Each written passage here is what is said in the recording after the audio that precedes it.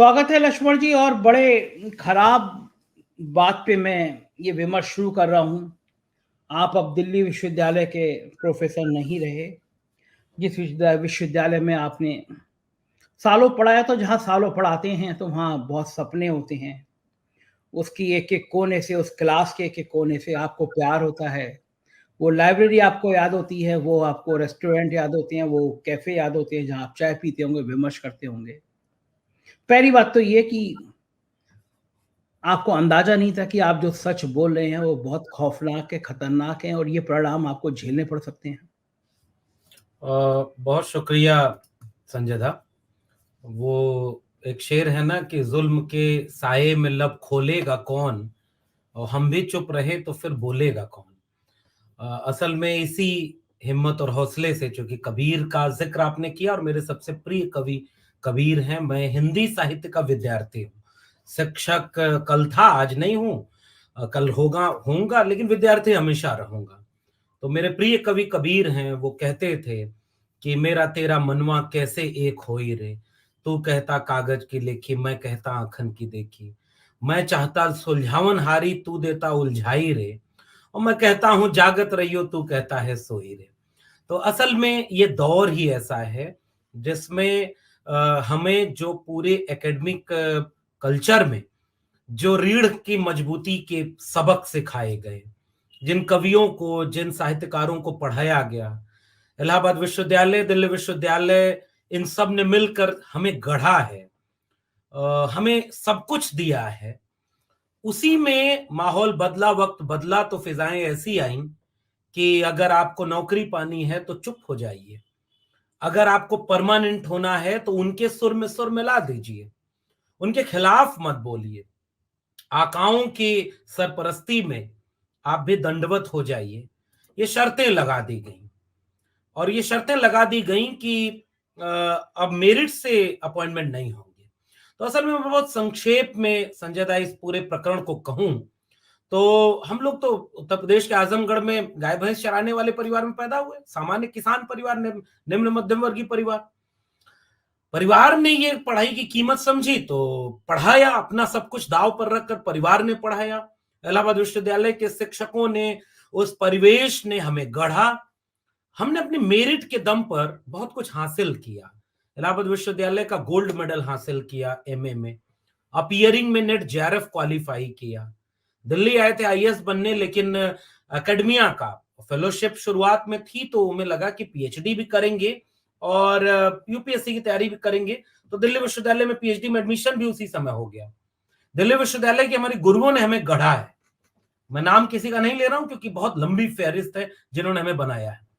उन्होंने जिंदगी भर ये सबक सिखाया कि अगर आप में हुनर होगा, आप में काबिलियत होगी, तो आपको सब कुछ मिलेगा। मिला सब कुछ। मगर जब 2010 में, मैं 21.5 साल में मैं नौकरी पा गया था, मुझे दिल्ली विश्वविद्यालय में असिस्टेंट प्रोफेसर का ओहदा मिल गया था। मैं जाकिर हुसैन कॉलेज मेरा पहला कॉलेज था जहां मैंने 1 सितंबर 2010 को ज्वाइन किया था। और उसके बाद जब 29 नवंबर 2023 को मेरे पद पर पहली बार, चूंकि 14वें साल में जाकर परमानेंट अपॉइंटमेंट हो रहा है, तो ये इस शिक्षा व्यवस्था की ये हालत है कि बनना है विश्व गुरु और गुरुओं को ठेके पर रखा गया है। और अब तो धीरे धीरे उन्हें परमानेंट किया जा रहा है, क्योंकि अब उनकी सरकार, उनके कुलपति, जो आपने अपने इंट्रो में बहुत शानदार तरीके से कहा है, वो सब कुछ अनुकूल हो गया, तो अपने अनुकूल लोगों को भरा जा रहा है। मगर मैं लौट रहा हूं उस विषय पर जो मेरा मेरे मेरे प्रतिरोध का, मेरी आवाज उठाने की वजह है। वो ये है कि जब 14वें साल में आकर के मेरे पद पर परमानेंट की नियुक्ति हो रही है, सिलेक्शन कमेटी बैठती है और उनके सामने मैं एज ए कैंडिडेट बैठता हूं, उस माहौल में बैठता हूं जब दिल्ली विश्वविद्यालय शिक्षक संघों ने लगातार आंदोलन करके ये अपील की थी कि जो जहां लंबे वक्त से पढ़ा रहा है उसको वहीं परमानेंट किया जाए, क्योंकि उसने अपने करियर के तमाम विकल्प छोड़ करके एकेडमिया को चुना है। तो आप किसी शिक्षक से उसकी कक्षाएं मत छीनना, और वो उसके पास फिर दूसरा विकल्प नहीं बचता अपने जीवन को जीने के लिए। तो उस शर्त को किनारे रख के दिल्ली विश्वविद्यालय के कुलपति कई बार बोल चुके हैं कि जो पढ़ा रहा है उसके साथ अन्याय ना हो। एकेडमिक परफॉर्मेंस इंडिकेटर होते हैं एपीआई, तो 100 में मेरे 96 नंबर, और 2-2 नंबर कटे हैं केवल बीए और एमए में। अगर मेरा बीए और एमए दोनों में 80% से ऊपर होता, इलाहाबाद विश्वविद्यालय को जानने वाले लोग जानते हैं कि वहां नंबर बहुत कम मिलते हैं, तो मेरे 100 में 100 नंबर होते। तो 100 में 96 नंबर मेरे, 14 साल का टीचिंग एक्सपीरियंस मेरा, मैं इलाहाबाद विश्वविद्यालय का गोल्ड मेडलिस्ट, मेरे आर्टिकल 10-10 आर्टिकल पब्लिश है, किताब पब्लिश है, मेरा इंटरव्यू सबसे अच्छा हुआ, ऐसा कहा जाता है। और जब निर्णय लेने की घड़ी आई तो ये कहा जा रहा है कि इनको छोड़कर किसी को रखा जा सकता है। मैं आपके चैनल के जरिए भी मैं फिर से अपने कॉलेज के एडमिनिस्ट्रेशन से, दिल्ली विश्वविद्यालय से, शिक्षा मंत्रालय से और आदरणीय प्रधानमंत्री जी से भी ये जानना चाहता हूं कि वो आधार बता दिया जाए जिसके आधार पर मुझे नौकरी से निकाला गया। मैं अभी भी जानना चाहता हूं मेरे इंटरव्यू के बेस पर कैसे आपने निकाला, और 96 नंबर एपीआई वाले को बाहर किया है।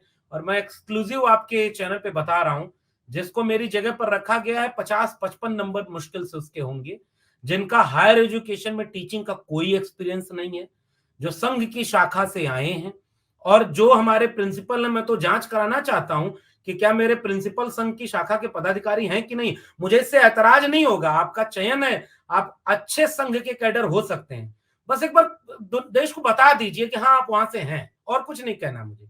तो ये पूरी कहानी है संजय दा।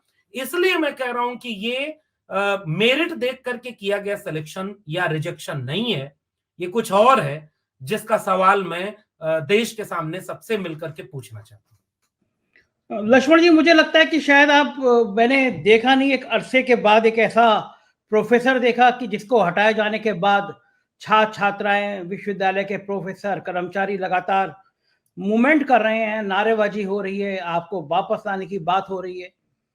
मैं समझ सकता हूं कि कोई टीचर इतना लोकप्रिय अपने बच्चों में कब होता है। जाहिर है जब बच्चे उससे संवाद इस मानसिक रूप से करने लगते हैं कि उनको समझ आने लगता है कि ये जो कहा गया है कि गुरु गोविंद दो खड़े काको लागे पाए, बलिहारी गुरु आपने गोविंद दियो बताए।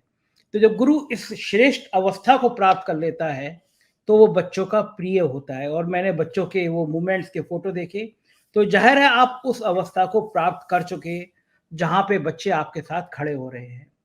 लेकिन बड़ा सवाल ये है कि जब आपको पता था कि देश का माहौल ये है, विश्वविद्यालय में आरएसएस के कुलपति नियुक्त किए जा रहे हैं। लखनऊ विश्वविद्यालय में तो एक ऐसा प्रोफेसर नियुक्त कर दिया गया जिसको महाराष्ट्र की पुलिस पकड़ के ले गई, बहुत सारे 420 के केस में वांटेड था। तो जहाँ पे लुच्चे, लफंगे, अपराधी किस्म के लोग भी प्रोफेसर बन रहे हों, लेकिन पृष्ठभूमि जैसा आपने बताया कि 50% नंबर भी हों, लेकिन संघ की शाखाओं में गए हों, आधा हाफ पैंट नेकर पहना हो, खाकी नेकर पहना हो, सुबह शाखा में प्रणाम किया हो, तो इतना पर्याप्त है।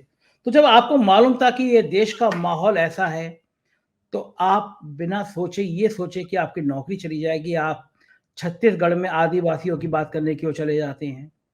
अलग अलग जगह दलितों और अल्पसंख्यकों पे अत्याचार हो रहे होते हैं, वहां आप क्यों चले जाते हैं? आपको पता नहीं था कि आप ये करेंगे तो हर हालत में आपको नौकरी से बाहर किया जाएगा?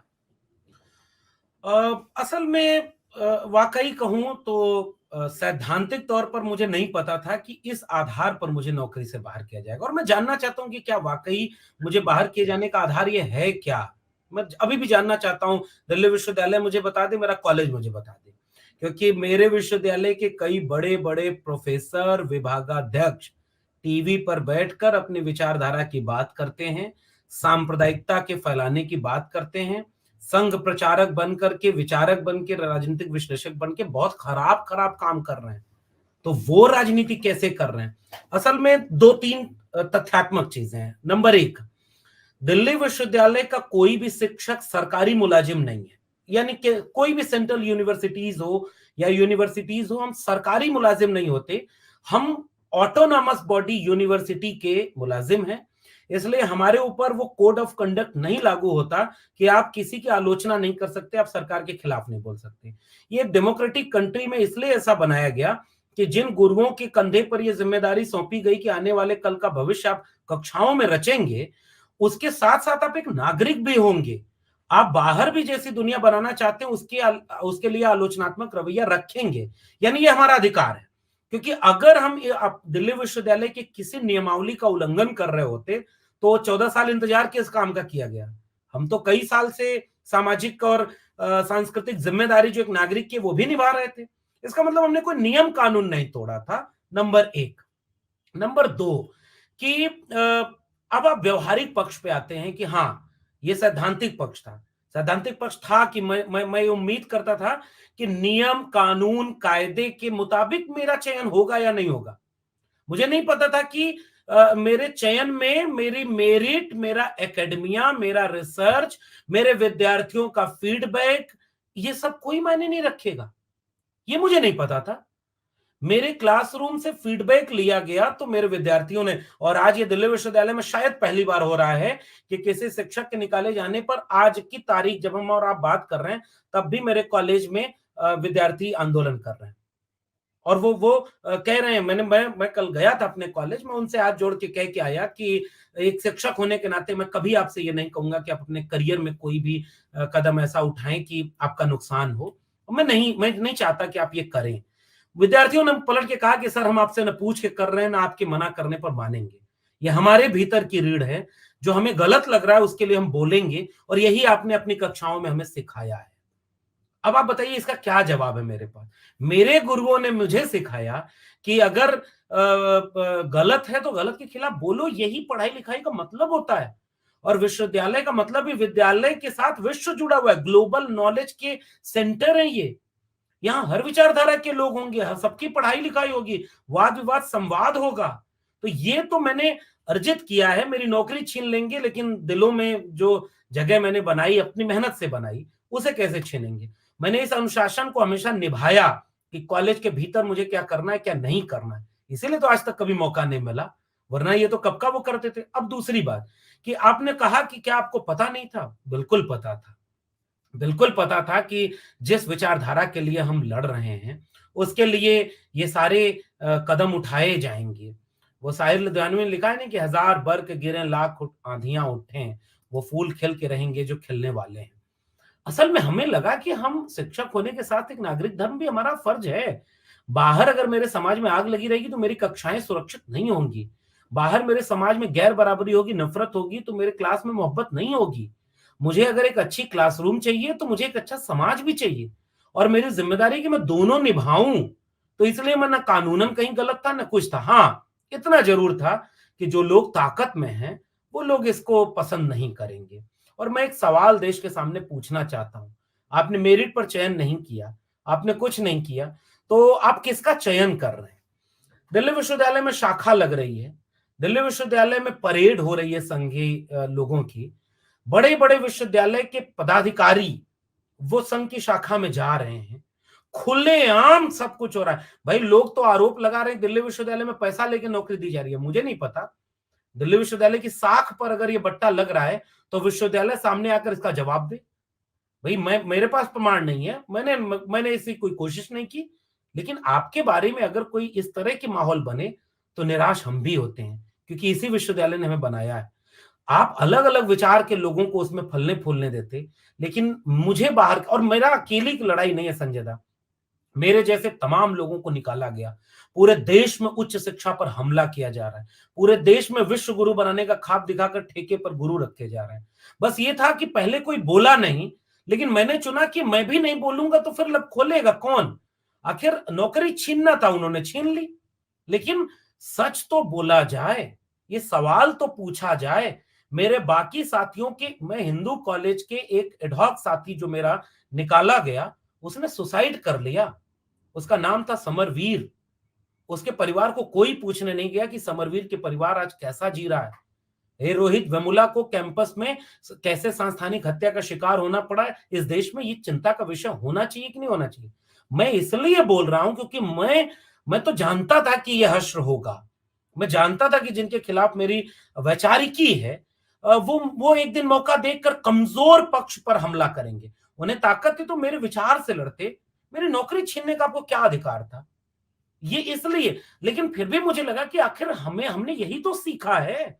हमारे प्रेमचंद ने हमें यह सिखाया कि साहित्य केवल समाज का दर्पण नहीं, राजनीति और समाज के आगे आगे चलने वाली मशाल है। मुझे आप पढ़ाएंगे प्रेमचंद, मुझे आप पढ़ाएंगे कबीर, रैदास, तुलसी, मुझे आप पढ़ाएंगे निराला, मुझे आप पढ़ाएंगे प्रगतिशील कविताओं के आंदोलन की तेवर, मुझे आप पढ़ाएंगे कि संतन को कहां सीकरी सो काम आवत जात, पनैया टूटी बिसर गयो हर नाम, और जाको मुख देखत तो खुब जा ताको कर पड़ी प्रणाम। तो आप मुझे पढ़ाएंगे साहस, और चाहेंगे कि मैं बिक जाऊं, मैं डर जाऊं, इसलिए मैं ये निभा रहा हूं। जानते हुए भी मैंने ये कदम उठाया, और मैं अब इस लड़ाई को पूरे उच्च शिक्षा को, विश्वविद्यालयों को बचाने की लड़ाई तक ले जाना चाहता हूं, और इसलिए मैं इस आवाज को बुलंद कर रहा हूं।